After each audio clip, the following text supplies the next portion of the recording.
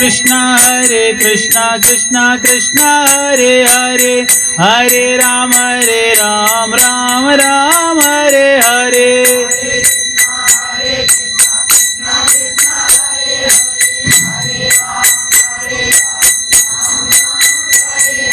हरे कृष्णा कृष्णा कृष्णा हरे हरे, हरे राम राम राम हरे हरे।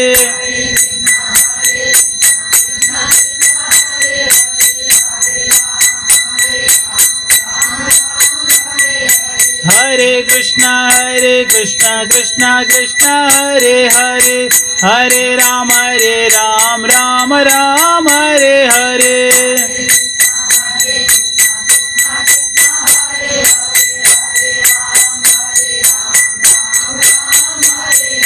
हरे कृष्णा कृष्णा कृष्णा हरे हरे, हरे राम राम राम हरे हरे।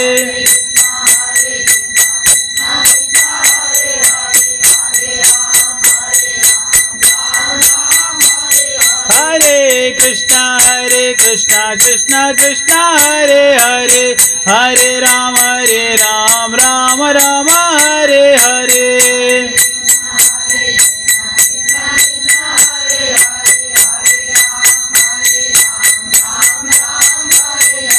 हरे कृष्णा कृष्णा कृष्णा हरे हरे, हरे राम राम राम हरे हरे।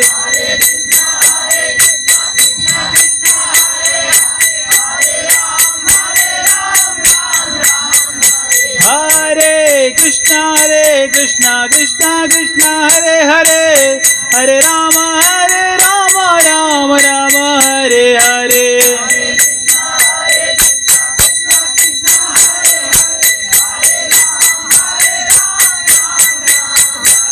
हरे कृष्णा कृष्णा हरे हरे, हरे राम राम राम हरे हरे।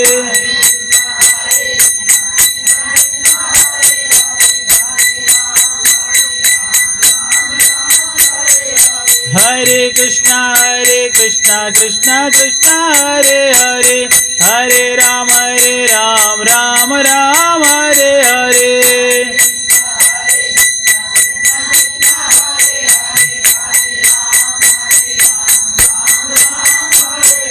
हरे कृष्णा कृष्णा हरे हरे, हरे राम राम हरे हरे।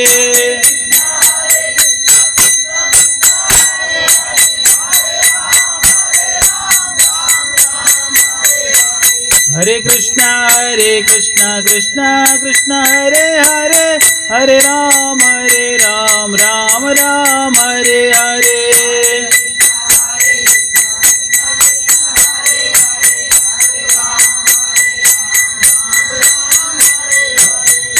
जय गौरनिताय गौरनिताय गौरनिताय, जय गौरनिताय।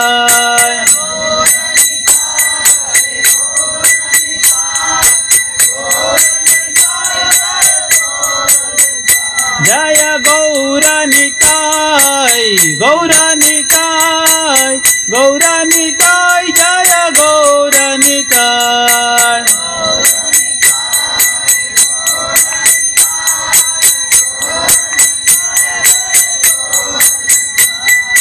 जय प्रभुपाद प्रभुपाद जय प्रभुपाद, जय श्रील प्रभुपाद प्रभुपाद।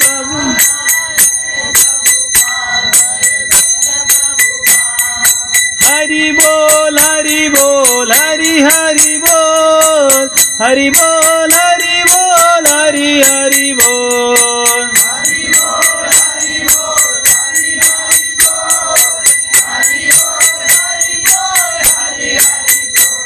जय वृंदावन धाम, जय वृंदावन धाम, वृंदावन धाम, जय वृंदावन धाम।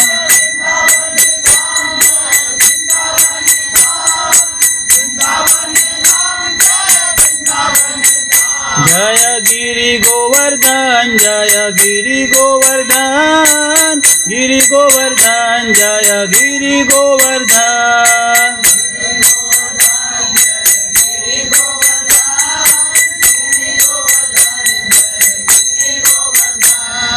कृष्ण बलराम जय कृष्ण बलराम, कृष्ण बलराम जय कृष्ण बलराम।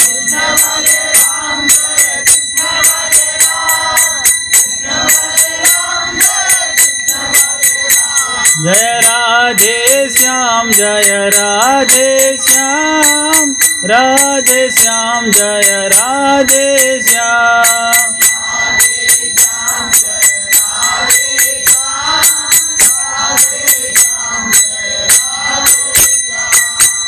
कलियुग पावन युग धर्म हरिनाम संकीर्तन की जय, श्रील प्रभुपाद की जय, निताय गौर प्रेमानंदे, हरि हरि बोल।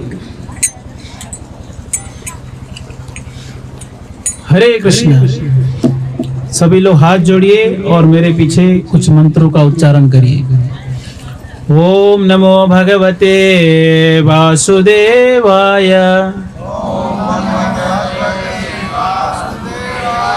ओम नमो भगवते वासुदेवाय,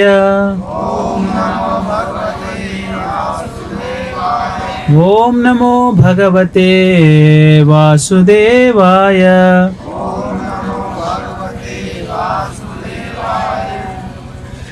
हरे कृष्ण।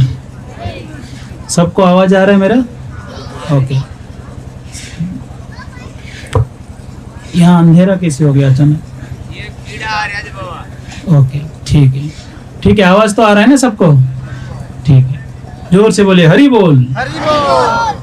आवाज नहीं आ रहा है आप लोग को, जोर से बोलिए हरि बोल। हरि बोल। और जोर से हरि बोल। हरि बोल। और जोर से हरि बोल। हरि बोल। ठीक है, थोड़ा आवाज आया। ओके ओके, गर्मी पड़ रही है इसलिए आवाज कम आ रहा है। ठीक है, तो आप लोग ध्यान से कथा सुनेंगे क्योंकि अभी 9 बज गया है, तो हम ज़्यादा लंबा कथा नहीं करेंगे आज, पौने घंटे का है ना, ऐसे करेंगे। हाँ हाँ, ओके। तो आज हम चर्चा करेंगे भगवान श्री रामचंद्र के बारे में और भी भक्तों के बारे में, भगवान के बारे में थोड़ा सीखेंगे उनके जीवन से, है ना। भगवान रामचंद्र जी, उनके साथ साथ लक्ष्मण जी, भरत जी और शत्रुघ्न जी, है ना, 4 भाई थे भगवान के। और इन्होंने अनेकों लीलाएं किए। कौन सा युग में आकर? त्रेता युग में, है ना। त्रेता युग जानते हैं? 4 युग होता है, सत्य, त्रेता, द्वापर, कली। सबको मालूम है 4 युग? हम कौन से युग में हैं? कलयुग में। कलयुग में, है ना, कली। और कलयुग का क्या लक्षण है? कहते हैं कलयुग का लक्षण है मंद सुमंद मतयो, मंद भाग्य उपद्रता। बुद्धि मंद हो जाता है। मंद बुद्धि यानी आलसी, बहुत आलसी होते हैं। अगर पाप कार्य के लिए कहेंगे तो बहुत जोश में आ जाएंगे, भक्ति के कार्य में बहुत आलसी होते हैं। जैसे कि आधी रात को 12 बजे शादियां होते हैं तो पूरे गांव नाचते हैं, है कि नहीं। पर कथा के बाद जब करेंगे आप, तो कथा में कितने लोग आते हैं? बहुत कम लोग आते हैं। भगवान के बाद उठते ही क्या हो जाते हैं लोग? आलसी हो जाते हैं, है कि नहीं। मंद भाग्य, भाग्य भी बहुत मंद है, दुर्भाग्य है। दुर्भाग्य यानी कहीं अमृत, ये बंद है ना, कहीं अमृत बंट रही हो, अगर पीने के लिए ना आए, यानी कोई नदी के अंदर नौका में बैठा है और प्यासा मर रहा है, उसको क्या कहेंगे? अब दुर्भाग्य नहीं कहेंगे, दुर्भाग्य कहेंगे ना। वैसे कहीं हरि कथा रूपी अमृत बंट रही है और बाजू में लोग हैं पर आ नहीं रहे, तो उनको क्या कहेंगे? अब दुर्भाग्य है। कहते हैं कि दुश्मन के घर में भी कथा हो रही हो तो दौड़कर जाना चाहिए। भगवान की कथा में कोई भी हो, कहीं भी हो, चला जाना चाहिए। हरि कथा, मंद भाग्य, तो ये कलयुग का लक्षण है। त्रेता युग में अलग लक्षण था। प्रभु रामचंद्र जी अनेकों लीलाएं करते हैं। तो भगवान रामचंद्र जी बाल्य लीलाएं करते हैं, पर रामायण में बाल लीलाओं को ज़्यादा जोर नहीं दिया गया है ना। बाल लीलाएं आप इतना ज़्यादा नहीं सुनते होंगे। कौन सी लीलाएं ज़्यादा मुख्य है? उनके वनवास के बाद वाले लीलाएं। तो भगवान के वनवास कैसे हुआ कि एक दिन अचानक दशरथ महाराज जी के ऐसे परिस्थिति में डाला गया जहां पर वो निर्णय नहीं ले सके। अगले दिन सुबह उठकर प्रभु रामचंद्र जी को क्या बनाना था? राजा बनाना था। भगवान बनेंगे राजा, सब लोग प्रसन्न हो गए, दशरथ महाराज जी भी प्रसन्न थे। पर कई जो है मंथरा की बात में आकर, किसके बात में? मंथरा जो है कान में आकर बोलती रहती है रोज, अरे तुम्हारा बेटा भरत को राजा बनाओ, इस राम तुम्हारा बेटा थोड़ी है। गाँव में भी एक मंथरा होती है हमेशा, कहीं ना कहीं घर तोड़ने के लिए, है ना। किसी का शादी होने वाला हो तो लड़के वालों को जाके कह देंगे अरे वो लड़की अच्छी नहीं है, शादी मत कराओ। कभी कभी लड़की वालों को बोल देंगे वो लड़का अच्छा नहीं है, शादी मत कराओ। होता है कि नहीं? कोई ना कोई मंथरा घर में ऐसे घर तोड़ने वाले होते हैं गांव में। तो ये मंथरा के बाद में आकर कई के मन में आया कि मेरा बेटा भरत क्या बनना चाहिए? राजा बनना चाहिए। तो कई को बहुत पहले दशरथ महाराज जी उनको ये वरदान देने की प्रतिज्ञा किए थे कि समय आने पर वो मांगूंगी, ऐसे बोली थी। तो कई सही समय देखकर क्या कहने लगी? कोप भवन में जाकर पहले बैठ जाती है, और कोप भवन में बैठने पर मतलब नाराज हो जाते लोग, खाते नहीं है ना, कोप भवन में बैठ जाते हैं, रुठ जाना। तो दशरथ महाराज जाके पूछते हैं कि अरे इतने बहुत शुभ मुहूर्त आ रहा है, कल राम राजा बनने वाला है, इतना दुखी क्यों बैठे हो? बोलते हैं कि मुझे आपको वरदान देने की वचन दिए थे, आप वरदान देना पड़ेगा। तो ठीक है, मांगो वरदान, इसमें दुखी होने की क्या बात है। बोलते हैं मेरा बेटा भरत क्या बनेगा? राजा। और राम को कहाँ भेज दो? वनवास। वो भी कितने साल के लिए? 14 साल के लिए। देखो भरत को राजा बना तो ठीक है, राम को जंगल भेजने का क्या जरूरत है? क्योंकि उसको डर ये था अगर यहाँ रहेगा तो लोग राम का सुनेंगे, भरत का नहीं सुनेंगे। इसलिए बोले उनको जंगल में भेज दो, 14 साल तक वनवास कराओ। तो दशरथ ये सुनते बिल्कुल हताश होकर गिर पड़े। ये कैसे हो सकता है? मेरे प्राण से भी अधिक प्रिय कौन है? राम है। और राम को वनवास भेजना, 14 साल तक राजकुमार है, कल राजा बनने वाला, जंगल में कैसे भेजेंगे? तो इतना कष्ट हुआ, दशरथ महाराज जी कुछ बोल नहीं पाए, बैठे रहे, रो रहे हैं, कुछ उनके मुंह से कोई शब्द नहीं निकल रहा है। और प्रभु रामचंद्र आते हैं, और आते ही दशरथ महाराज जी की दशा देखकर पूछते हैं क्या हुआ पिताजी, बताइए मेरे लिए क्या आदेश है, क्या आज्ञा है। जब पूछते हैं तो दशरथ महाराज कुछ बोल नहीं पाते। आप लोग सुन रहे हैं? हरे कृष्णा, सुनिएगा, घर पे जाकर बातचीत करिए हम क्या बात की आज, ठीक है। तो वहां पर दशरथ महाराज कुछ बोल नहीं पा रहे थे, तो कई बोल दी कि दशरथ जी ने मुझे वरदान दिए हैं कि मेरा बेटा क्या बनेगा? राजा बनेगा भरत, और आप 14 साल तक वनवास करोगे। तो प्रभु रामचंद्र हाथ जोड़ के स्वीकार कर लिए।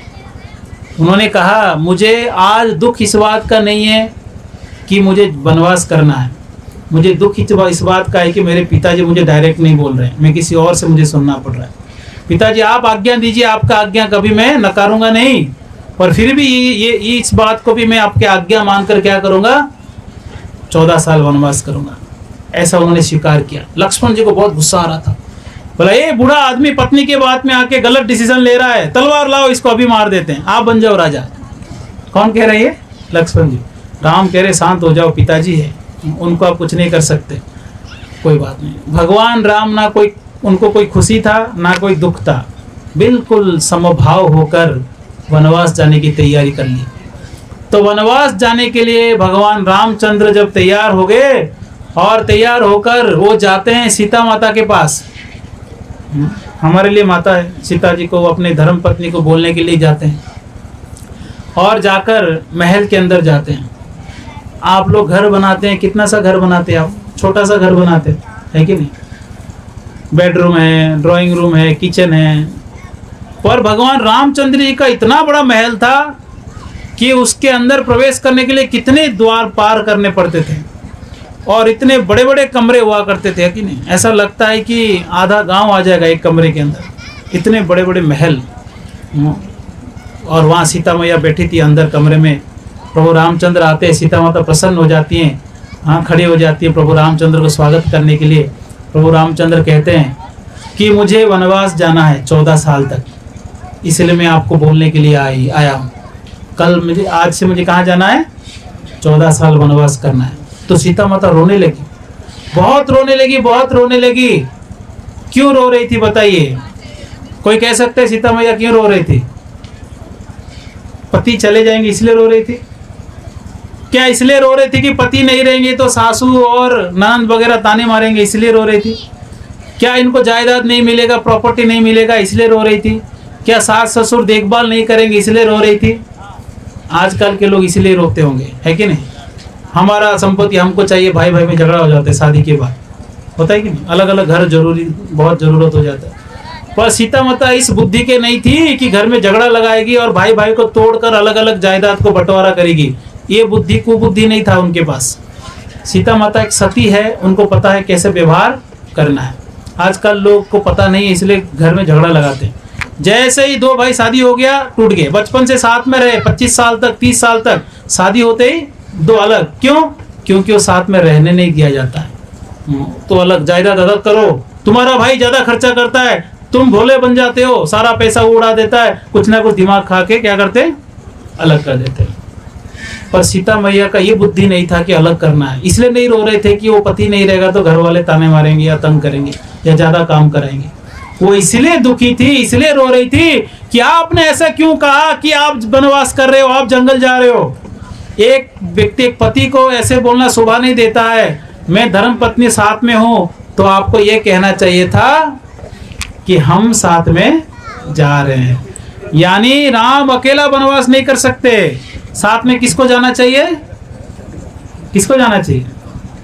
सीता माता। सुन रहे हैं आप लोग? हाँ, कूलर लग जाएगा, चिंता मत करो, यहाँ देखो आप।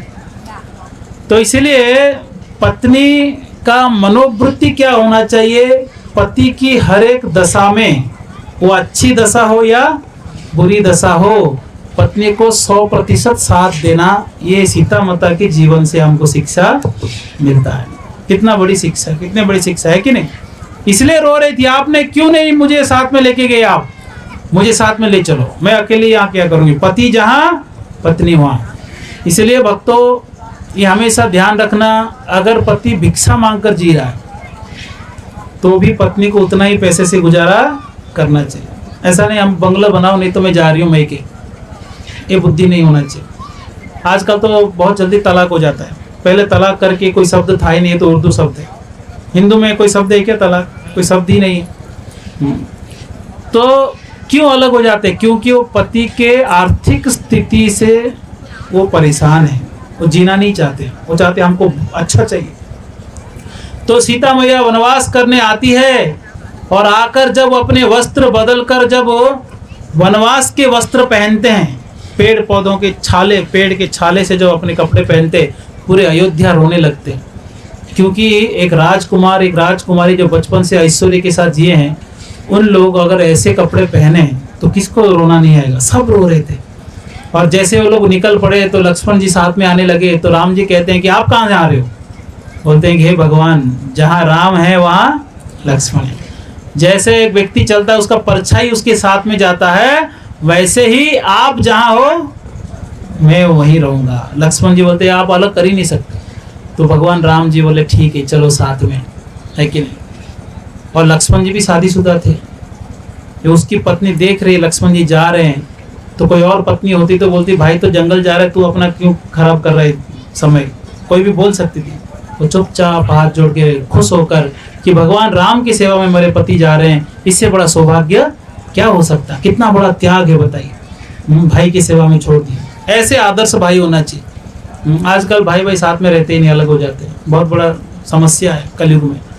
तो इस प्रकार से वनवास जाते हैं और वनवास जाने के बाद भरत जी को जैसे खबर मिलता है कि ऐसे हो गया है, मेरे माँ कुछ वर मांग दी, इसके वजह से मेरे प्राण, मेरे आराध्य प्रभु रामचंद्र को वनवास जाना पड़ा। भरत से नहीं रहा गया। भरत पूरे सेनाओं को लेकर दौड़ के आते हैं। तो वहां पर दूर जंगल में जब लक्ष्मण जी सुनते हैं कुछ आवाज आ रहा है, राम जी सुनते हैं, बोले इतने सारे घोड़े आ रहे हैं, ऐसे आवाज आ रहा है, लक्ष्मण देखो कौन आया है। तो लक्ष्मण पेड़ के ऊपर चढ़कर देखता है, दूर से भरत और पूरे सेनाओं को देखता है और ऊपर से कहता है ये भरत आया नालायक, ये राजा बन गया, अब वो हमको यहाँ से मारकर भगाना चाहता है। हम जंगल में आ गए फिर भी इसको ये देखा नहीं जा रहा है, अब इसको मारते हैं, आने दो इसको। तो भगवान कहते हैं कि ये लक्ष्मण नीचे उतरो और गुस्से को भी उतारो। हाँ, क्यों आ रहा है पास में बात करने के बाद पता चलेगा। दूर से ऐसे किसी के बारे में आरोप नहीं लगाना चाहिए। ये भी हमारे अंदर बहुत बड़ी बुराई है। सारे लोगों के लिए शिक्षा है कि हम क्या करते हैं, किसी के बारे में पूरा जानकारी लिए बिना उसका निंदा करना चालू कर देते। वो हमको लगता है कि उसके घर में ये हो रहा है इसलिए झगड़ा हो रहा है, हमको लगता है वो ये गड़बड़ किया होगा, हमको लगता है वो आदमी ऐसा है। हमेशा गांव में आप देखो कोई ना कोई किसी का निंदा करता रहता है। इससे क्या होता है, दूसरे के कर्म आपके ऊपर आता है। भक्तों, अगर किसी का कोई हत्या कर दिया है और उसका चर्चा आप 10 लोग को कहते हो, उस हत्या का भागीदारी आप भी बनोगे। कोई पाप कर रहा है, उस पाप को आप अगर 10 लोगों को बोलने का काम करते हो तो उस पाप का भागीदारी आप भी बनोगे। इसलिए कभी भी किसी के बारे में किसी के सामने बोलना नहीं है, किसी का चर्चा करना ही नहीं। खुद का कम समस्याएं हैं जो दूसरे के बारे में बातचीत करते रहेंगे, कभी नहीं। कौन किया क्या आपसे कोई लेना देना नहीं। आप कुछ भलाई कर सकते हो जाके सामने से करो, नहीं भलाई कर सकते हो चुप रहो घर में। इसके बारे में उसके बारे में 10 लोगों के सामने बड़बड़ करने की कोई जरूरत नहीं है। इसलिए लक्ष्मण जी को कहते हैं कि आप बिना जाने कि वो क्या सोच के आ रहे हैं, आप कैसे आरोप लगा रहे हो, ये गलत बात है। तो लक्ष्मण जी नीचे उतरकर शांत हो गए। बिना समझे बिना सही जानकारी लिए किसी के बारे में टिप्पणी देना ठीक नहीं है। जब आप जानते ही नहीं टिप्पणी क्यों दे रहे हो, है कि नहीं। एक बार कुछ डॉक्टर सब बैठे थे, 25-30 डॉक्टर बैठे थे, मीटिंग कर रहे थे। कांच का दरवाजा लगा होता, कांच के होते हैं ना आजकल गेट वगैरह, तो अंदर मीटिंग चल रहा था। तो बाहर एक आदमी लगड़ाते हुए जा रहा था। तो एक डॉक्टर कहता है कि इसके कमर में कुछ प्रॉब्लम है, दूसरा डॉक्टर कहता है नहीं नहीं इसका ये समस्या है, तीसरा कोई और समस्या कह रहा है। सारे डॉक्टर कुछ ना कुछ समस्याएं कह रहे हैं बिना जाने बिना उसको पूछे। एक डॉक्टर कहता है अरे इतना दिमाग मत लगाओ, उसको ही पूछ लेते उसको क्या हुआ है। तो उसको बुलाते हैं, भैया इधर आ, तुमको क्या हुआ है। बोला कि मेरा चप्पल टूट गया है।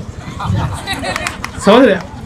तो दूर से बिना जाने उसको क्या हुआ है ये टिप्पणी करते जा रहे हैं। तो हम लोग के भी वही बीमारी है कि बिना जाने कि उसके साथ क्या हुआ है और टिप्पणी करते रहते हैं। और इसी के वजह से कई लोग आत्महत्या करके मर जाते हैं कि मेरे साथ ये हुआ, पूरे गांव चर्चा करेंगे मैं जी के क्या करूं। अगर पूरा गांव निंदा करना काम बंद कर दे तो कोई भी आत्महत्या करके मरने नहीं जाएगा। क्यों, कोई अगर दुखी है तो 10 लोग जाके उसको मदद करना चाहिए, उसको सहानुभूति देना चाहिए, उसको प्रेरणा देना चाहिए, उसको प्रेम देना चाहिए तो बच जाएगा। पर हम क्या करते हैं, कोई थोड़ा गलती किया तो 10 जगह ढिंडोरा पीटते हैं, इसलिए लोग मर जाते हैं जाकर। अरे अरे अरे नाम खराब हो गया, अभी गाँव वाले क्या कहेंगे। प्रेम करना सीखो, प्रेम बांटना सीखो, लोगों को बचाना सीखो। आप अगर लोगों को ऐसे निंदा करोगे लोग मर भी सकते हैं, इसलिए किसी के जान के साथ खिलवाड़ नहीं करना चाहिए। सही बात है कि नहीं। इसलिए हमेशा मर जाते हैं लोग, इसी निंदा अपमान के चक्कर में मरते हैं लोग, मैं देखा। इसलिए लक्ष्मण जी को सिखाते हैं उतरो नीचे, ऐसे आरोप मत लगाओ किसी के ऊपर बिना जाने क्यों आया है। तो भरत जी पास में आते रोने लगते हैं, भगवान की पादुका लेके जाते हैं, बोलते आप नहीं आएंगे, आपके पादुका दीजिए। पादुका लेकर सिंहासन में बिठाते हैं और जिस जमीन में जिस धरती में भगवान राम विश्राम करते रात को, उस धरती में नहीं सोने की उन्होंने वचन लेकर जमीन को खड्डा करके वो नीचे सोते थे। क्या सोचकर कि जिस धरती पे प्रभु रामचंद्र सो रहे उस लेवल पे मैं नहीं सो सकता। और 14 साल तक रात को 1-2 बजे उठ के स्नान करते थे, क्योंकि वो शर्म के मारे अपने चेहरा नहीं दिखाना चाहते लोगों को कि मेरे वजह से रामचंद्र वनवास गए तो लोग क्या सोचेंगे मेरे बारे में। इसलिए सुबह सुबह अंधेरे में रात को 2 बजे से स्नान करके आते थे और केवल फलाहार इत्यादि खाते थे, तपस्या करते थे।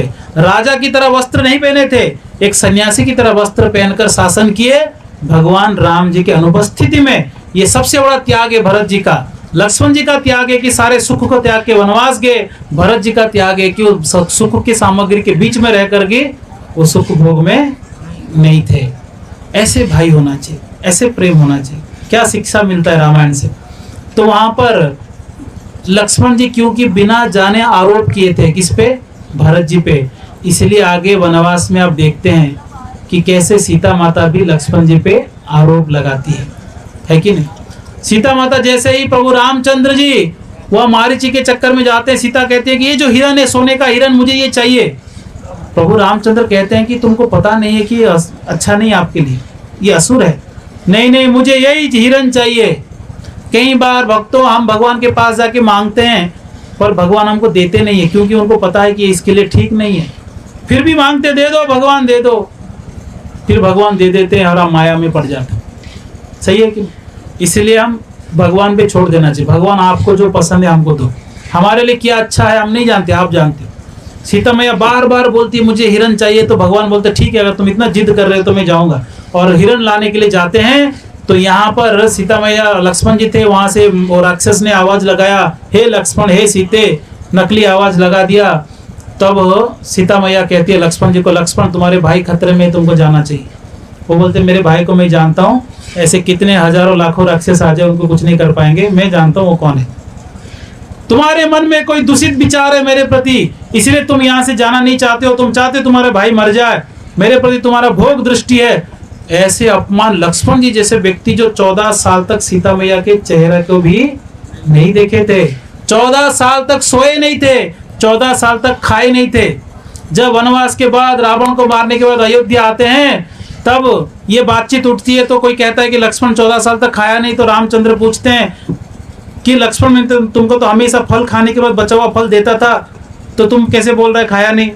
तो लक्ष्मण जी कहते हैं कि हे प्रभु, आपने हमेशा फल देते हुए ये कहा कि ये लो लक्ष्मण, कभी ये नहीं कहा कि खाओ लक्ष्मण, इसलिए आपके आज्ञा का अवज्ञा कभी नहीं किया। आपने लो बोला मैं ले लिया, पर खाया कभी नहीं। 14 साल तक सोए भी नहीं। क्यों नहीं सोए? कहते हैं कि मैं सेवा के लिए आया हूँ, मेरे प्रभु सो रहे हैं, आराम कर रहे हैं, विश्राम कर रहे हैं, अगर मैं भी सो जाऊं रक्षा कैसे करूं? और दूसरा कारण क्या था? जिस धरती पे मेरे प्रभु सो रहे हैं उसके साथ मैं नहीं सो सकता, इसलिए 14 साल तक ना खाए ना सोए। ऐसे लक्ष्मण 14 साल तक उनके मुख भी नहीं देखे थे सीता मैया का, केवल चरण देखकर बात करते थे, इसीलिए वो पायल ही पहचान पाए, है कि नहीं? जब मिलता है उनके अलंकार वगैरह मिलते हैं तो केवल पायल को ही पहचानते, बाकी चीजों को देखकर बोलते मैं नहीं जानता। ऐसे लक्ष्मण को जब कोई आरोपित करता है तो कितना कष्ट होगा बताए। ऐसा लगता है जैसे पहाड़ टूट चुका है उनके ऊपर, क्योंकि उन्होंने भरत जी पे बिना कारण का आरोपित किया, इसलिए उनको भी सीता मैया बिना कारण का आरोपित किए। तो लक्ष्मण जी बहुत बिल्कुल रोते हुए उन्होंने लक्ष्मण रेखा काट कर बोलते ठीक है, जैसे आपकी आज्ञा करके लक्ष्मण रेखा काट कर बोलते इसके बाहर मत आओ करके चले जाते हैं। जब वहां जाते हैं तो प्रभु रामचंद्र लौट रहे हैं, बड़े चिंता से लौट रहे हैं कि राक्षस ने सीता और लक्ष्मण का नाम लिए, कहीं कुछ हो ना जाए। तो दौड़ कर आ रहे थे, लक्ष्मण जी को देखकर बोलते कि तुम यहाँ क्या कर रहे हो, सीता को बनो जंगल में अकेले कैसे छोड़ दिया? तो बोलते हैं कि भाई बीच में फंस गया, भाभी जी अपमान किए, दौड़ के आया, इधर भैया भी डांट रहा है। सोचो भैया भाभी दोनों डांट रहे बिना कारण का, फिर भी उनके मन में एक क्षण के लिए भी विचार नहीं आया कि तुम लोग को वनवास करना है करो, मैं तो चला। कभी भी उनके मन में नहीं आया। या बीच वनवास में उनके मन में ये नहीं आया कि चलो थोड़ा जाते हैं छुट्टी लेकर, अभी तो यहाँ पर दंडकारण्य में ये है, रहने दो, मैं 4 महीना जाता हूँ और जाकर थोड़ा राजमहल में रहता हूँ, पत्नी से मिल लेता हूँ, अच्छे से खा पी के आता हूँ, है ना, आते आते भगवान आपके लिए ड्राई फ्रूट भी लेके आ जाऊंगा। ऐसे उन्होंने कोई प्रपोजल नहीं दिया। नहीं, भगवान की सेवा में अपमानित होने पर भी जो व्यक्ति सेवा करता है वो वास्तविक सेवक है। अगर इस भाव से आप घर में रहोगे, घर में झगड़ा कभी होगा ही नहीं। सही है कि नहीं? अगर कभी पति क्रोध से कुछ बोल दिया, पत्नी को सहन करना चाहिए। अगर कभी परिस्थिति अनुसार पत्नी क्रोध की तो पति को सहन करना चाहिए। इस प्रकार से भाई भाई में भी सहनशील होना चाहिए। अगर सब एक दूसरे को अगर सहन करते हुए चलोगे तो लंबा समय तक संबंध अच्छा रहता है। थोड़ा सा भी अगर कुछ हो गया क्रोध से, अगर संबंध को तोड़ देंगे, अलग हो जाएंगे, ये बड़ा मूर्खता होगा। इसलिए लक्ष्मण जी से सीखना चाहिए। यहाँ से उनके जो भाभी है, माँ के समान है, उन्होंने अपमान किया और रास्ते में भाई आकर डांट रहे हैं कि आप कैसे छोड़ के आ गए। दोनों ओर से डांट खाने पर भी वो व्यक्ति घर जाने की निर्णय नहीं लेता है। वो यही कहता है कि चलिए सीता माता को ढूंढते हैं, कहाँ है। क्या सेवा भाव है बताइए। अगर हम लोग के अंदर ये सेवा भाव होता तो भगवान हमारे ऊपर कितने प्रसन्न होते। भगवान रामचंद्र यहाँ आकर यही सिखाते हैं कैसे जीवन जीना चाहिए, भाई भाई कैसे होना चाहिए, पति पत्नी कैसे होना चाहिए, ये सारे चीजें सिखाते हैं। तो इसलिए लक्ष्मण जी वापस प्रभु रामचंद्र के साथ ढूंढने निकल पड़े। कहाँ है सीता, कहाँ है सीता, खोज रहे हैं। प्रभु रामचंद्र पेड़ पौधों को पूछ रहे हैं, सीते सीते कहाँ है, क्या आप देखा सीता को? पेड़ों को पूछ रहे हैं। इस प्रकार से पूछते पूछते पूछते वो आखिर में किष्किंधा पहुंचते हैं। वहां पर उनको सुग्रीव मिलते हैं, वानर सेना और सुग्रीव मिलते हैं, है कि नहीं? तो वहां पर सुग्रीव जब मिलते हैं तो सुग्रीव के साथ मित्रता हो जाता है। प्रभु मुझे ज़रूरत नहीं पंखा, मुझे पंखा ज़रूरत नहीं, आप ये अरेंजमेंट करेंगे सारे के सारे वहीं देख रहे हैं, क्योंकि कलयुग के मन बहुत चंचल है। कहीं कुछ भी हुआ फटाक से वहीं देखेंगे, कथा में रुचि हो या ना हो, रहने दो जैसे वैसे, सब लोग कथा सुनो ध्यान से। तो इस प्रकार से हम देखते हैं कि किष्किंधा में जब भगवान रामचंद्र जी का स्वागत करते सुग्रीव, ध्यान से सुनिएगा, बहुत शिक्षणीय बातें हैं। सुग्रीव जी को जब सुग्रीव जी स्वागत करते प्रभु रामचंद्र जी को, तो प्रभु रामचंद्र तो भगवान है पर लक्ष्मण जी भी भगवान है। राम लक्ष्मण में कोई भेद नहीं है, कृष्ण बलराम में कोई भेद नहीं है। वही कृष्ण काले रूप में है, वही कृष्ण बलराम जी गोरे रूप में है, वही रामचंद्र वही लक्ष्मण दोनों एक ही है, दो रूप में है। राम भगवान है तो लक्ष्मण गुरु तत्व है, आदि गुरु है। इसलिए आप अगर गुरु को सम्मान नहीं करते हो और भगवान को सम्मान करते हो तो भगवान आपको भाव नहीं देंगे, पहले गुरु फिर भगवान। सुग्रीव इतना बुद्धि नहीं था, तो सुग्रीव ने क्या किया, उन्होंने प्रभु रामचंद्र जी को आसन दिया, सोचा ये राजकुमार है, ये राजा है, ये मुझे हेल्प करेगा, बैठिए प्रभु। लक्ष्मण जी को उन्होंने कुछ स्वागत नहीं किया। तो हनुमान जी बुद्धिमान है, हनुमान जी वहीं थे, हनुमान जी को पता है कि क्या कौन क्या है। उन्होंने बहुत बड़ा पेड़ को, एक डाली को तोड़ कर लाते हैं, बोलते हैं प्रभु लक्ष्मण जी को, बोलते हैं आप बैठिए प्रभु। तो सुग्रीव जी ने लक्ष्मण जी को अपमान किया, तो प्रभु रामचंद्र वहां तो कुछ बोले नहीं, मित्रता किए, और वो कहते हैं कि क्या मदद करूं, आप मेरे सीता को ढूंढने मदद करोगे? बोले हाँ, पर आपको बाली को मारना पड़ेगा। ठीक है, तुम उसको ललकारो, लड़ाई करो, मैं बाली को मार दूंगा। तो उन्होंने ललकारते बाली आया, खूब लड़ाई हुआ, और बाली उसको ऐसे मारा, सुग्रीव को इतना मारा कि उसका हालत खराब हो गया। प्रभु रामचंद्र मारे नहीं बाली को, जबकि वो मार सकते थे। भगवान है, जानते हैं कौन बाली सुग्रीव है, भले ही दोनों एक दिखते हैं। तो सुग्रीव रो रो के आया, भगवान मेरे सारे हड्डी टूट गए, मेरा हालत खराब हो गया, आपने क्यों नहीं मारा बाली को? बोले तुम दो भाई एक जैसा दिखते हो, पता ही नहीं चला मुझे किसको मारना है। देखो भगवान सब जानते फिर भी नाटक कर रहे। क्यों मार खाया? क्योंकि किसको अपमान किया था वो? लक्ष्मण जी को अपमान किया था। इसलिए पहले गुरु को सम्मान करना है। तो इस प्रकार से उन्होंने बोला कि क्या करूं अभी? बोले तुम एक काम करो, कि लक्ष्मण को बोलो तुमको एक माला पहनाएगा, फूलों की माला, तो उस माला से मैं पहचान लूंगा कि तुम कौन। तो लक्ष्मण के पास जाते हैं अगले बार, और माला पहनने के लिए, तो माला पहनने के लिए सर झुकाना तो पड़ेगा, तो सर झुकाए, लक्ष्मण जी माला पहनाते हैं, तब भगवान बाली को मारते हैं। जब तक गुरु के सामने झुकेगा नहीं, तब भगवान उसको खूब पिटाई कराएंगे। कई लोग इस संसार में हैं, गुरु के शरण में नहीं जाते हैं, और ज्ञान उनको शिक्षा लेने के लिए कोई प्रेरणा नहीं, और सीधा सोचते हम तो ठाकुर जी के बहुत बड़े भक्त थे और हम भगवान के पास चले जाएंगे। कभी नहीं, माया देवी खूब पिटाई करेगी, क्योंकि पहले किसके पास जाना है? गुरु। इसलिए भक्ति मार्ग का पहला जो अंग है, पहला सीढ़ी क्या है? आदो गुरु पादाश्रय। आदो मतलब प्रथम क्या है? गुरु पादाश्रय, गुरु के शरण में जाओ। तो इस प्रकार से वहां पर सुग्रीव जी को भगवान ने शिक्षा दिया कि तुम गुरु का अपमान नहीं कर सकते। तो इस प्रकार से सब लोग निर्णय लिए कि अभी हम प्रभु रामचंद्र जी को मदद करना है, सीता कहाँ है ढूंढना है। तो सबको चारों टीम बना दिए और 4 दिशा में भेज दिए, उत्तर, दक्षिण, पूर्व और पश्चिम, 4 दिशा में भेज दिए। और टीम को क्या आदेश दिए? 1 महीने के अंदर अगर तुम लौट के नहीं आओगे तो फिर देख लो क्या होगा, खबर पहुंचाना ही 1 महीने के अंदर। बोले ठीक है, सब लोग निकल पड़े। दक्षिण दिशा में हनुमान जी, अंगद जी, जाम्बवान इत्यादि, हाँ, सब कौन से दिशा में थे? दक्षिण दिशा। अभी आप लोगों को अगर इस गांव में किसी को खोजने के लिए बोलेंगे, या आप बोलेंगे कि माधोपुर में मुझे खोजना है, कि महाराज जी आए थे माधोपुर में, उनको खोजना है, तो आपको कोई फोटो दिखाएगा व्हाट्सएप में, तो आप खोज लोगे, है ना। किसी को दिखाओगे महाराज जी कहाँ रहते, कोई भी बोल देगा वहाँ रहते। तो पहले तो सीता मैया का कोई फोटो था ही नहीं, तो फिर उनको क्या बोलकर भेजा गया था? किसको खोज रहे थे वो? कैसे पहचानेंगे सीता कौन है? फिर भी उन्होंने सेवा करना नकारा नहीं। हमेशा ध्यान रखना, जब भी सेवा मिलता है, सेवा के साथ साथ सेवा करने की शक्ति भी भगवान और गुरु देकर भेजते हैं। अगर आपको सेवा दिया गया तो समझ जाओ आपके अंदर उतना योग्यता है या अगर नहीं है तो गुरु उतना योग्यता आपको दिए हैं, नहीं तो सेवा मिलेगा नहीं आपको। इसलिए कभी भी सेवा मिले डरना नहीं चाहिए। कई बार हम किसको कहते हैं सेवा करो तो लोग डर जाते हैं, हमसे होगा नहीं। होगा, आपसे नहीं होगा तो आपको दिया नहीं जाएगा, उतना ही सेवा आपको दिया जाएगा जितना आप कर सकते हैं। तो हनुमान जी सब दक्षिण की ओर गए, कैसे ढूंढ रहे थे। हनुमान जी कितने बुद्धिमान है, बुद्धिमान है कि नहीं, बहुत विद्वान है, बहुत बुद्धिमान है, बहुत तेजस्वी है। इसलिए जब भी आप हनुमान जी के पास जाते प्रार्थना करना चाहिए कि हमको भी थोड़ा बुद्धि दीजिए, जैसे आप प्रभु रामचंद्र की सेवा किए वैसे हम भी प्रभु रामचंद्र की सेवा कर सके, यही मांगना चाहिए। वहां जाके ये नहीं मांगना चाहिए बल बुद्धि क्या बोलते, सुख संपत्ति घर आवे दुख मिटे तन का। क्या करोगे सुख संपत्ति, कुछ दिन के बाद बूढ़े होके मर जाओगे, यही सारे संपत्ति रह जाएंगे, तुम जल जाओगे। इसलिए क्या मांगना है, सेवा।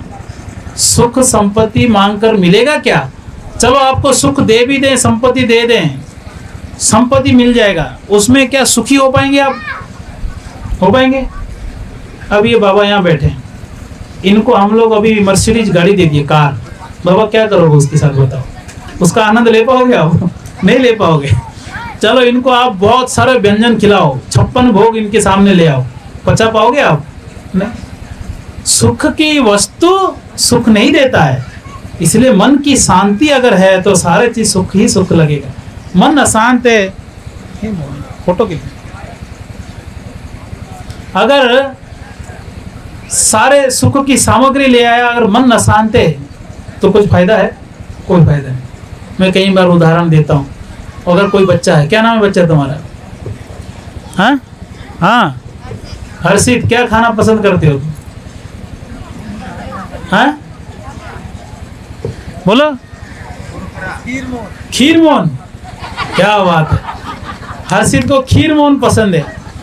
तो हर्षित के सामने 10 खीर मोहन रख दो और वो खाने जा ही रहा होगा, उसको 2 झापड़ बजाओ, बोला हर्षित खा खीर मोहन, उसको मजा आएगा खीर मोहन में, क्यों नहीं आएगा, क्योंकि दुखी हो गया ना, मन अशांत हो गया तो कोई भी भोग आपको ठीक नहीं लगेगा।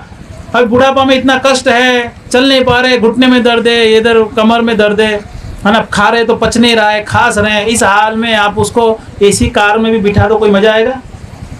इसलिए सुख कभी मत मांगो, संपत्ति कभी मत मांगो, भगवान की सेवा मांगो। ये सेवा जन्म जन्मांतर तक रहेगा, बाकी सारे चीजें समय के साथ नष्ट हो जाता है, सब नष्ट हो जाता है। तो इस प्रकार से हनुमान जी से प्रार्थना करो कि हमको बुद्धि दो, किसके लिए, सेवा के लिए, हमको बल दो, किसके लिए, सेवा के लिए। बहुत चतुर थे, इतने चतुर थे कि वो हर घर में जाकर हर महिलाओं को देखते थे और विचार करते थे कि ये सीता हो सकती है या नहीं, ये परिवार के साथ सुख से जी रही है, ये सीता नहीं हो सकती। प्रभु रामचंद्र की विरह में वो रोती होगी कहीं बैठकर, गुफाओं में जाते थे, जंगल में जाते थे, हर जगह ढूंढते थे सीता कहाँ है, और समुद्र तट तक चले गए, वहां देखे सब हताश हो गए, सीता नहीं मिली, अभी प्राण त्याग देंगे, अब सब तैयार हो गए कि हमको मरना है, क्या कर सकते हैं। पर हनुमान जी मरने के विचार नहीं किए, वो विचार कर रहे हैं कि कुछ तो उपाय होगा, कुछ तो उपाय होगा, कुछ तो उपाय होगा। तब संपाति, जटायु का भाई संपाति आकर कहता है कि देखो 100 योजन दूर त्रिकुट पर्वत के ऊपर मुझे लंका दिख रहा है, वहां पर सीता है, यहाँ से रावण लेके गया, वहां जाओ। तो हनुमान जी के अंदर शक्ति आ जाता है, अरे वाह, आओ ये सेवा करेंगे हम। पर उनको पता नहीं चल रहा था 100 योजन छलांग लगाएं कैसे, क्योंकि हनुमान जी के कितना शक्ति वो भूल चुके थे, बचपन में श्राप मिला था, है कि नहीं। क्योंकि बचपन में वो क्या करते थे, बहुत शक्ति था, इसलिए वो बहुत सारा ऐसे ऐसे कार्य करते थे जो ऋषि मुनियों को ठीक नहीं लगता था।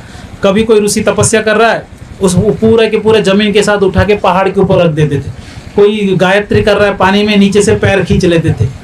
तो बचपन में ऐसे चीजें करते थे, तो इसलिए उनको श्राप दिए कि आप तब तक इसको भूल जाओगे जब तक कोई आपको याद नहीं दिलाएगा, सही समय पे भगवत सेवा आने पर याद दिलाएंगे। उन्होंने कोई गलत श्राप नहीं दिया, ठीक श्राप दिया। तो हनुमान जी को कौन याद दिलाएगा, जाम्बवान। जाम्बवान आके कहते हैं हनुमान तुम्हारे पास इतना शक्ति है कि तुम पूरे ब्रह्मांड को उठा सकते हो, ये लंका क्या है, 100 योजन क्या है, तुम तो ऐसे ही उड़ के चले जाओगे, तुम्हारे पास कितना शक्ति है, खूब याद दिला दिए। इसलिए भक्तों, हर एक के जीवन में एक जाम्बवान होना बहुत जरूरी। इसलिए कभी मत सोचना मैं बुद्धिमान हूं, मैं अपने काम खुद कर लूंगा, नहीं। कोई भी निर्णय लेने से पहले बुजुर्गों की सलाह लेना जरूरी है। घर में जो भी आपसे बड़े हैं उनसे सलाह लो। यहाँ तक आप विश्वास नहीं करोगे कि कोई संत भी है, बहुत विद्वान है, फिर भी वो निर्णय लेने से पहले दूसरे संत को पूछता है ये ठीक रहेगा क्या। कहते हैं, भगवान कहते हैं एक पुराण में, जो व्यक्ति बिना सलाह लिए कार्य करता है वो घमंडी है और वो मुझे पसंद नहीं है। इसलिए कभी भी कोई भी काम करो पहले सलाह लो, है कि नहीं, बहुत जरूरी है सलाह लेना। तो ये इसलिए कोई ना कोई जांबवान हमारे जीवन में है जो हमको प्रेरणा देंगे, आप बहुत कुछ कर सकते हो, करो। अगर जांबवान नहीं है तो हम सोचेंगे हम तो कोई काम के नहीं, है कि नहीं। बहुत कुछ कर सकते हैं आप, बहुत कार्य कर सकते, बहुत सेवा कर सकते, बहुत उत्साह आप दिखा सकते, पर बोलने वाला व्यक्ति चाहिए, उत्साह देने वाला व्यक्ति चाहिए। तो जांबवान याद दिलाते ही हनुमान जी इतना विशाल रूप लिए, इतना भयंकर रूप लिए, उस रूप का वर्णन द्वापर युग में महाभारत में आता है। महाभारत में भी इस रूप का वर्णन आता है कि एक बार भीम जो है उत्तर दिशा की ओर जा रहे थे, क्योंकि 1000 पंखुड़ियों वाला कमल फूल उड़ते हुए आ गया था और द्रौपदी को मिला था। तो द्रौपदी सोची किसको बोलूं तो ये फूल लेके आएगा, तो बोलते भीम को बोलो।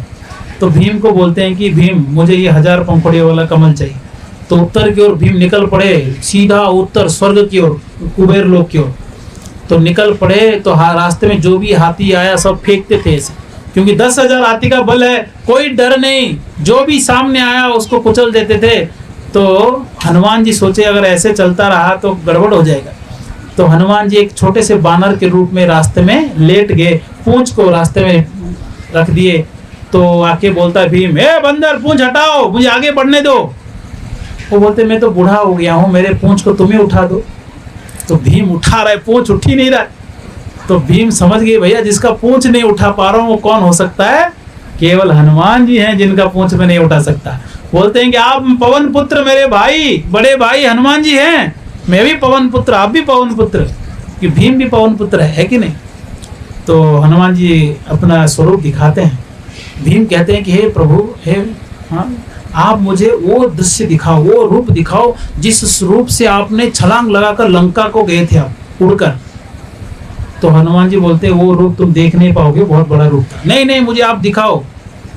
तो हनुमान जी बोलते ठीक है रुक जाओ। इतना बड़ा विशाल रूप लिए कि भीम ऐसे देखते रह गए, वो बिल्कुल आकाश पार कर गया स्वरूप। फिर बोलते इतना बड़ा रूप लिया आपने। हनुमान जी कहते बेटा ये 1/4 है, और दिखाऊंगा तुम देख भी नहीं पाओगे। तो सोच लिए कि कितना बड़ा रूप लेकर हनुमान जी छलांग लगाए थे। कहाँ जाने? लंका जाने के लिए उड़कर जाते हैं। रास्ते में कई बाधाएं आते हैं, रुकते कहीं नहीं, सीधा पहुंचते हैं वहाँ लंका। लंकिनी मिलती है, लंकिनी को एक झापड़ बजाते हैं, उसका खून आता है, गिर पड़ती है वो। फिर बोलती हैं कि ठीक है आप जाओ अंदर, मैं ऐसे किसी को अंदर जाने नहीं देती हूँ, आपको जाने इसलिए दे रही हूँ क्योंकि ब्रह्मा जी ने मुझे कहा था जिस दिन तुम बंदर के हाथ से मार खाओगे तो समझ जाना लंका का विनाश निकट है कि नहीं। तो बोले जाओ आप, लग रहा है कि लंका का विनाश होने वाला है। हनुमान जी अंदर जाकर ढूंढ रहे।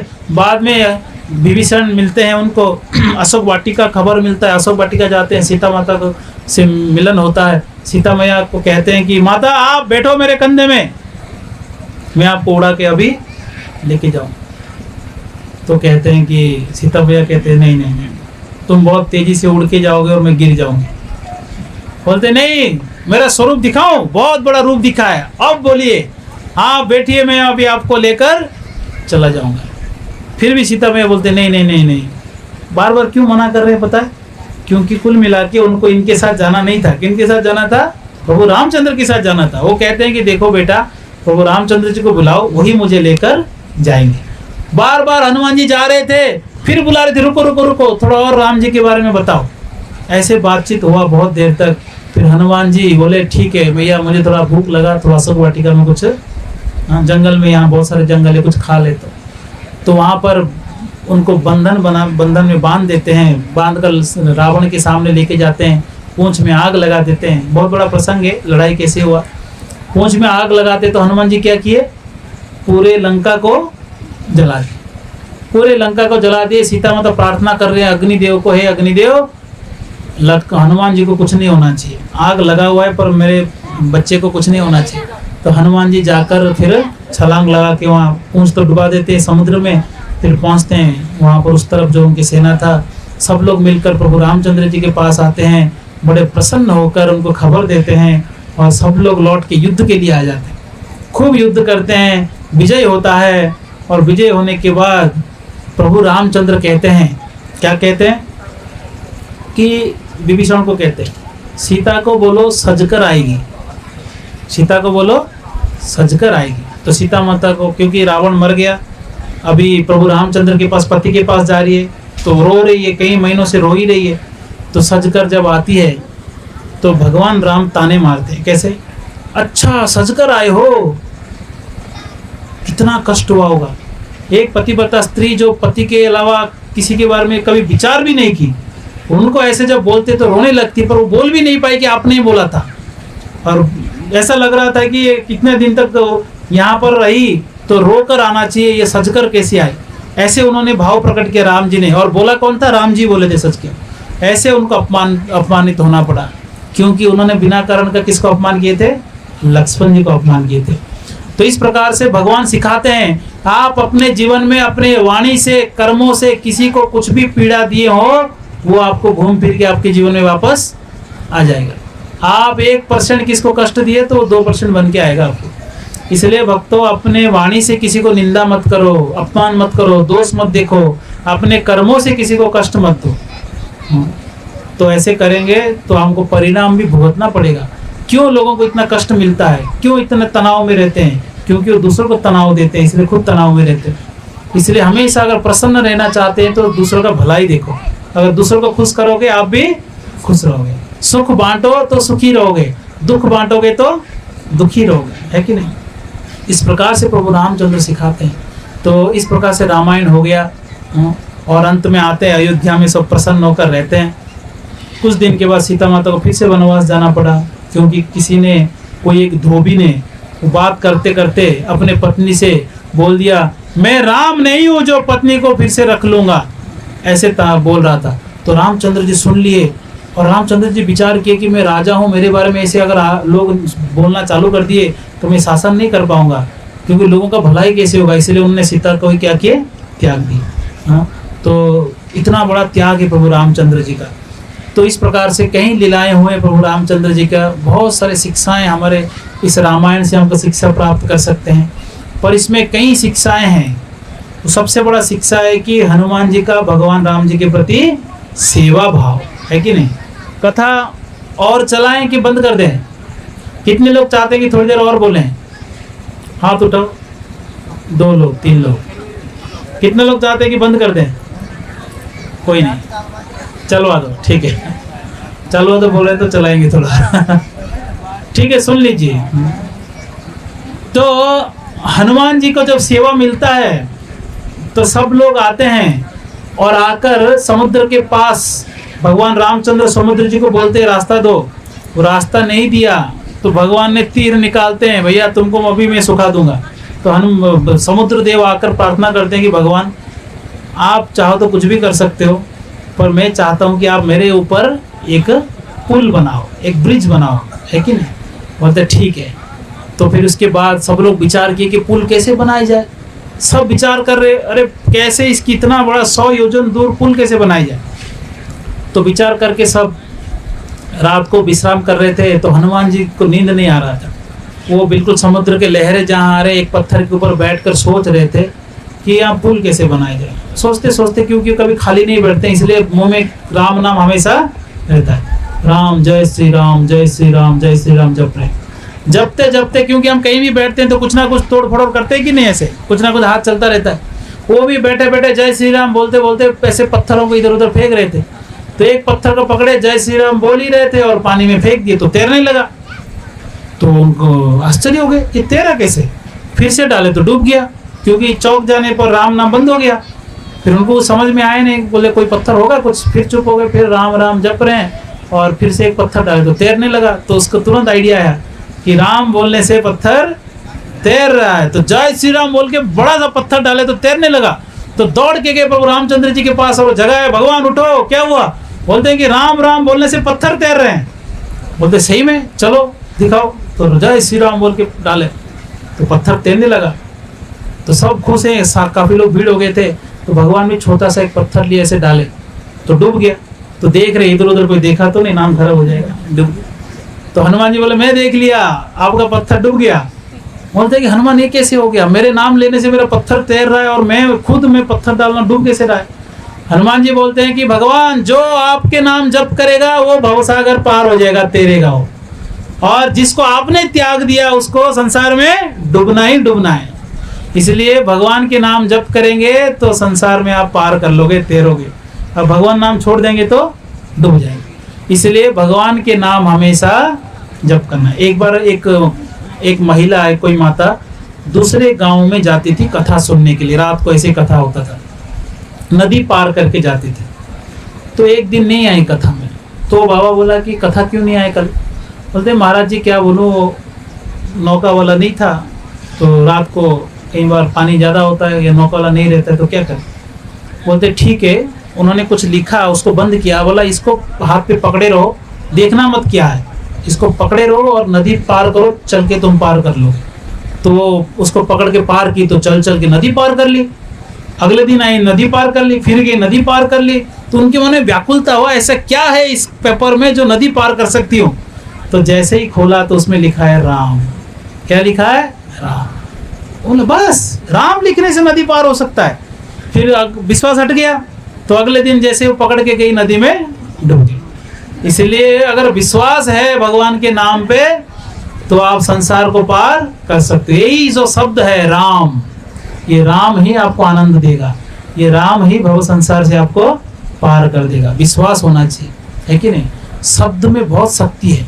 अगर मैं किसी को कोई शब्द बोलूं, किसी को डांटूं तो दुखी हो जाएगा। कोई शब्द बोलूं, किसी को अगर गुणगान करूं वो खूब प्रसन्न हो जाएगा। किसी शब्द बोलूं, बच्चों को अगर डरा दूं उनके रोंगटे खड़े हो जाएंगे। मैं उसके पास नहीं गया, उसको छुआ भी नहीं, पर 3 प्रकार के वाणी से 3 प्रकार की भावनाएं दूसरे के अंदर उत्पन्न कर सकता हूँ। केवल किससे? शब्द से। इतना शक्ति है शब्द में। अगर सोचिए पवित्र दिव्य नाम अगर आप शब्द को उच्चारण करेंगे रोज, हरे कृष्ण कृष्ण कृष्ण हरे हरे, हरे राम राम राम हरे हरे, अगर स्पष्ट उच्चारण करेंगे तो कितना आपके अंदर आनंद की अनुभूति होगा। इतना आनंद है कि संसार के कोई भी दुख आपको छू नहीं सकता। दुख आएगा आपके जीवन में, अपमान करने वाले आएंगे, दुख देने वाले आएंगे, पर आप कभी उसमें दुखी नहीं होंगे, आप प्रसन्न रहेंगे। एक बाबा एक बार राम जप कर रहे थे, हरे कृष्ण कृष्ण कृष्ण हरे हरे, हरे राम राम राम हरे हरे। एक नदी, कावेरी नदी के तट में जप कर रहे थे। कलयुग की घटना है। तो एक व्यक्ति आया, दूसरे धर्म वाला एक व्यक्ति, है कि नहीं, और आकर थूक दिया उनके ऊपर। तो बाबा जाके कावेरी में स्नान करके आ गए, एकादशी था। तो फिर से हरे कृष्ण जपने लगे। वो फिर से थूक दिया। वो सोचा इसको परेशान करूं बाबा को, फिर से स्नान करके आ गए। दिन भर थूकता रहा और दिन भर नहा के आते रहे। तो वो इतने बार थूकने के बाद वो रोने लगा। वो था तो गलत आदमी था, पर वो रोने लगा, पैर पकड़ने लगा। बाबा मैं इतने बार थूका, आपको बुरा नहीं लगा? बोलते हैं कि मैं तो कभी सोचा ही नहीं आपने मेरे लिए कोई बुरा किया। आपके वजह से मैं 108 बार एकादशी को कावेरी स्नान कर लिया, मैं तो बहुत खुश हूँ।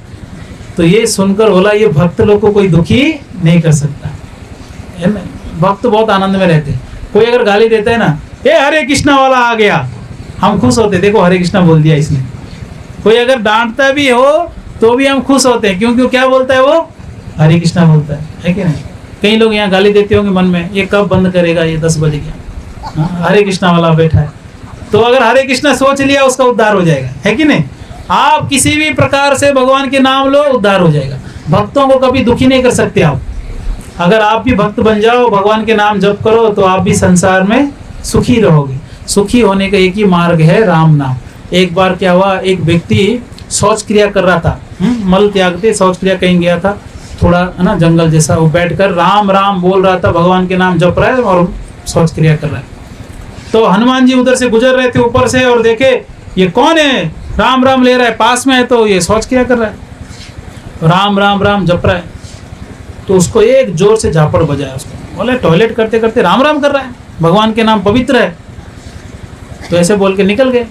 जैसे अयोध्या पहुंचे और भगवान ऐसे बैठे थे, भगवान ऐसे बैठे। तो हनुमान जी बोलते हैं, और भगवान जी क्या हुआ, ऐसे क्यों बैठे? बोलते रहे दर्द हो रहा है थोड़ा। दर्द क्यों हो रहा है? बोला किसी ने झापड़ बजाया। बोले कौन बजा दिया आपको, बताइए, आप छोड़ूंगा नहीं मैं उसको। बोले तुम नहीं मारा मुझे, मैं कैसे मारा। बोलते जो भी राम राम ले वो नाम लेता है उसके मुंह में मैं रहता हूँ, साक्षात उसके जीवा में मैं नृत्य करता हूँ, उसको तुमने नहीं मारा, मुझे मारा। तो हनुमान जी चौंक गए, बोले राम नाम में इतना शक्ति है, राम बोलते ही राम आपके पास रहते, कृष्ण बोलते ही कृष्ण आपके पास रहते। अगर हमेशा भगवान के पास रहना चाहते हो तो क्या करना है, भगवान के नाम लेना है। सब लोग साथ में जोर से बोलिए हरे कृष्णा, हरे कृष्णा, और जोर से हरे कृष्णा, हरे कृष्णा, कृष्णा कृष्णा, कृष्णा कृष्णा, हरे हरे, हरे हरे, हरे रामा, हरे रामा, हरे रामा, हरे रामा, राम रामा, हरे हरे। भगवान के नाम लो, भगवान साथ में रहेंगे, भगवान के साथ रहोगे, भगवान खुश रहते, हम भी खुश रहेंगे। आप जिसके बारे में सोचोगे उसका गुण आपके अंदर आ जाएगा। भगवान के बारे में सोचो, भगवान के सारे गुण आपके अंदर आ जाएंगे। भगवान कभी दुखी नहीं रहते, आनंद में रहते हैं, तो हम भी आनंद में रहेंगे। हमेशा प्रसन्न रहना हो तो भगवत चिंतन करो। बाकी शरीर के पीछे ज़्यादा पड़ना नहीं चाहिए, क्योंकि शरीर कभी ना कभी धोखा दे सकता है कि नहीं। एक आदमी था, ये साउथ अफ्रीका की बात है, केन्या करके एक शहर है वहाँ ना, केन्या एक जगह, उसमें हमारे एक भक्त कह रहे थे कि वो आदमी को एक बड़ा बंगला है जिसमें 90 कमरे हैं। कितने? 90 कमरे, और उसका उम्र भी 90 हो गया था। अब वो एक घर से, एक कमरे से दूसरे कमरे में नहीं जा पा रहा है, और उसका सारा संपत्ति ऐसे ही पड़ा है। उसको किसी ने पूछा क्या करोगे तुम इतनी संपत्ति का? बोले पता नहीं, दिन पूरा जीवन इसीलिए मेहनत किया, और अभी मैं एक कमरे से दूसरे कमरे नहीं जा पा रहा हूँ, मैं मर जाऊंगा, सारा संपत्ति मेरा कोई रिश्तेदार है नहीं, सरकार लेके जाएगी। इसलिए शरीर कभी भी आपको धोखा दे देगा। जब तक शक्ति है भगवान की सेवा करो, जब तक कान में सुनाई देता है तब तक कथा सुनो, जब तक आप बोल सकते हो तब तक भगवान के नाम उच्चारण करो, जब तक आप देख सकते हो तब तक ठाकुर जी का दर्शन करो और शास्त्र अध्ययन करो, और जब तक आप चबा के खा के पचा सकते हो तब तक भगवान के प्रसाद को खाओ, भोग लगाकर प्रसाद खाओ। जब तक आपके पैर ठीक है चल के तीर्थ यात्रा में जाओ, गोवर्धन परिक्रमा करो, जब तक आपके हाथ ठीक है तब मंदिर साफ करो, भक्तों का सेवा करो, भगवान की सेवा करो। जब तक शरीर स्वस्थ है खूब सेवा करो, क्योंकि बुढ़ापा में क्या हाल होगा कौन जानता है। एक बार अगर खटिया में लेट गए तो घर वाले भी बोलेंगे हे भगवान उठा लो इसको। सही है कि नहीं? कई लोगों को मैं ये बोलते हुए सुना हूँ, मुझे बोलते हैं कि प्रभु जी ये मर नहीं रहा है, तड़प रहा है, इसको मुक्ति दिला दो। तो मैं बोलता हूँ इसको क्या मैं जहर दे के मारूं? तुम देखभाल करो इसको, तुम्हारे पिताजी। एक बार तो किसी के घर में गया था, बाहर आया, एक बूढ़ी बाहर झूला झूल रही थी, तो ऐसे ही दुखी थी। तो मैं जैसे उसके घर ही गया था उससे मिलने, उसके बेटे से, जैसे बाहर आया तो कहती है कि मेरा हाथ पकड़ ली, बोलते हैं कि बाबा कब मरूँ मैं? बोला इतना मरने की क्यों जल्दी है आपको? बोले बहुत कष्ट है, बहुत तकलीफ है, मुझे यहाँ रहना नहीं है।